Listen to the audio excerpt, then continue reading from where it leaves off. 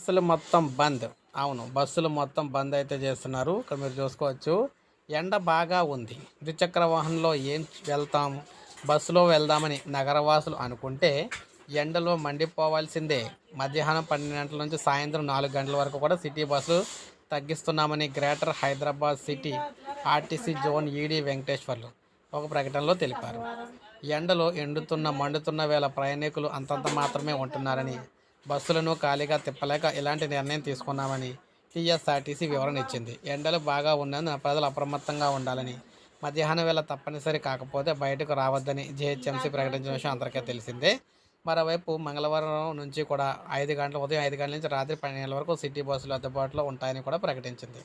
అయితే పరిమితంగా సర్వీసులు. ఎన్ని బస్సులు సర్వీసులు తగ్గిస్తున్నారన్న విషయాన్ని గ్రేటర్ హైదరాబాద్ జోన్ స్పష్టం చేయలేదు. ఇదే విషయమై ఓ అధికారి అడగ్గా 5 నిమిషాలకు బస్సు ఉన్న చోట 10 నిమిషాలకు ఒకటి నడుపుతామని తెలిపారు.